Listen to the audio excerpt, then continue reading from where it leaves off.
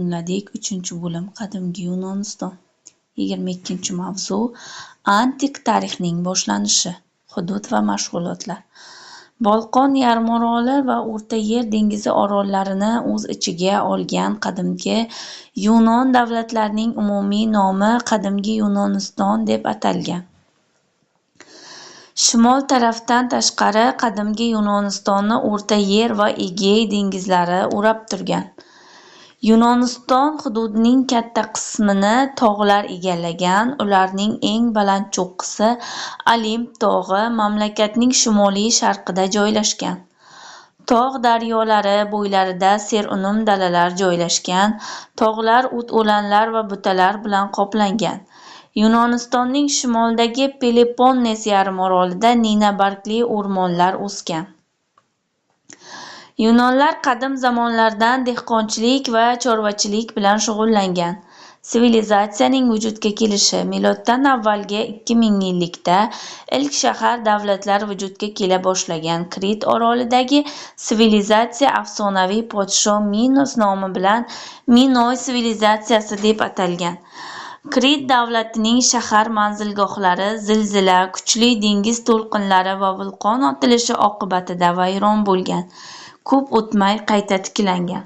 Qit'adagi Yunoniston hududidan jangovar qabilalar bostirib kiradi. Ularni Axeylar deb atashgan. Aynan Axeylar Minoy sivilizatsiyasi barbod bo'lishini nihoyasiga yetkazgan. Doriy qabilalarining janubiy Yunonistonga bostirib kirishi Miken davlatining tugatilishi va Sparta davlatining vujudga kelishiga olib keladi. Yunonlarning dengiz sayohatlari.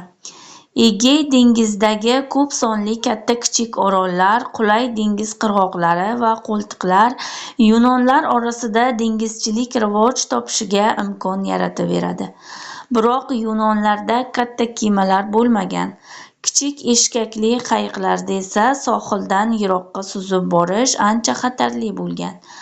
Bundan tashqari Yunonlarda hali kompas bo'lmagan. Adashib qolishdan xavfsirab, ular ko'z ilg'aydigan qisqa masofalarga oroldan orolga yoki sohil yaqinida suzgan. Tajribali dengizchilar esa yelkanlardan foydalanib, olis yurtlarga, Misrga hamda O'rta Yer va Qora dengiz sohillaridagi shaharlarga suzib borgan. 23-24-mavzuni ham davom ettirib qo'yamiz. Qadimgi Yunonistonning yuksalishi. Yunon shaharlar. Yunonistonda dehqonchilik va hunarmandchilik rivoj topishi natijasida shaharlar soni ham ortib boradi. Yunon shaharlarining ko'pchiligi bir qancha manzilgohlar birlashishi yo'li bilan tashkil topadi. Bunday shaharlar yunoncha polis, ya'ni shahar deb atalgan. Ular shahar davlatlarini tashkil etgan. Polislar hunarmandchilik va savdo-sotiq markazlari bo'lgan. Bozor shaharning katta maydonida joylashgan. U yerda qishloq xo'jaligi va hunarmandchilik mahsulotlari bilan savdo qilingan. Barcha shahar davlatlar o'z qo'shinlariga ega bo'lgan. Qo'shinlarning asosini og'ir qurollangan askarlar, goblitlar tashkil etgan. Ular to'rtburchak shaklni yuzaga keltiruvchi bir-biriga zid joylashgan qatorda jang qilgan. Bunday jangovar safga tizilish falanga deb atalgan. Afina davlati O'rta Yunonistonning janubiy-sharqiy qismida Attika yarimoroli joylashgan. Miloddan avvalgi 2-mingillikda Attikaning g'arbiy qismida Yunonlar Akropol, ya'ni yuqori shahar deb atalgan qal'a quradi. Bora-bora Akropol tevaragiga odamlar o'rnasha boshladi. Shu tariqa Afina shahri vujudga keladi. Shaharda yashagan odamlarning asosiy qismini hunarmandlar va savdogarlar tashkil etgan. Afina aholisi 3 ta katta guruhga bo'lingan: fuqarolar, chet elliklar, metiklar va qullar. Ota-onasi ozod afinalik bo'lgan erkaklargina Afina fuqarosi bo'la olgan. Faqat fuqarolar barcha huquqlardan foydalangan. Ular og'ir mehnat va salomatlikka zarar yetkazuvchi ishlardan ozod qilingan. Afina mustahkamlanishi bilan dengiz savdosi ham rivoj topadi. Afinaning asosiy portiga aylangan Pirey bandargohidan mamlakatga qullar va xilma-xil tovarlar keltirilgan. Afinada ta'lim. Afinada davlat maktablari bo'lmagan. Ota-onalar o'z bolalarini pedagogga, yunonchada bolani yo'lda kuzatib boruvchi ma'nosini anglatadi, haq to'lab o'qitgan. Qonun bo'yicha faqat o'g'il bolalar uchun ta'lim majburiy bo'lgan. 7 yoshdan boshlab bolalarga yozuv va hisob o'rgatilgan. Mum surkalgan taxtachalarga harflarni bronza tayoqcha stil bilan yozishgan. Aksariyat fuqarolar uchun ta'lim shundangina iborat bo'lgan. Puldor ota-onalarning farzandlari esa palestra, xususiy gimnastika maktablarida tahsilni davom ettirgan. Palestrada adabiyot o'qitilar, she'r yozish va musiqa san'ati ham o'rgatilar edi. O'g'il bolalar 14 yoshdan gimnastika bilan shug'ullanardi. Ayni paytda ularga kurash, nayza va disk uloqtirish, uzunlikka va balandlikka sakrash, yugurish ham o'rgatilardi. O'spirinlar shuningdek qo'l jangi, harbiy ishlar va otga minib yurishni o'rgangan. Afinada oliy ma'lumot beradigan o'quv yurtlari ham bo'lgan. Ammo ular faqat o'ta boy ota-onalarning farzandlarigina o'qish imkoniyatiga ega bo'lgan. Bunday ta'lim muassasalarida astronomiya, geometriya, geografiya va tarix o'qitilardi. Ta'lim olish muddati 3-4 yil davom etgan. Ana shundan keyin davlat ishlarida ma'lum bir lavozimni egallash imkoniyati vujudga kelgan.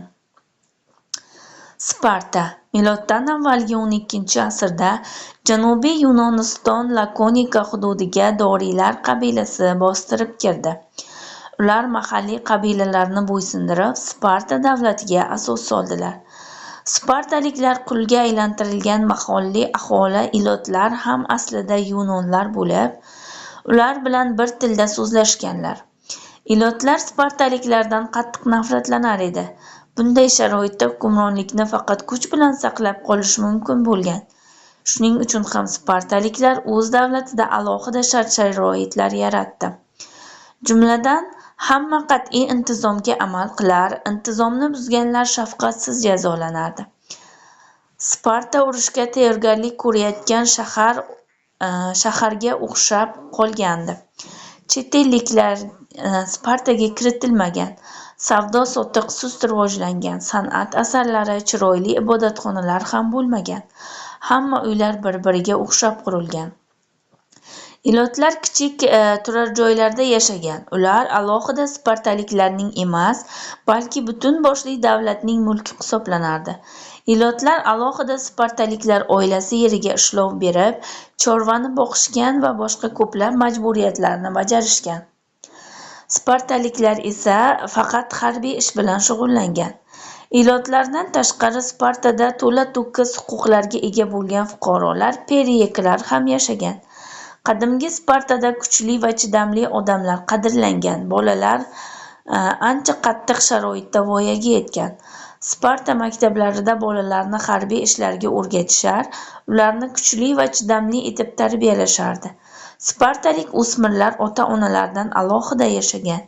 20 yoshga to'lgan hamma yigitlar jangchi sifatida qo'shinga qabul qilinib, keksa yoshga qadar xizmat qilgan.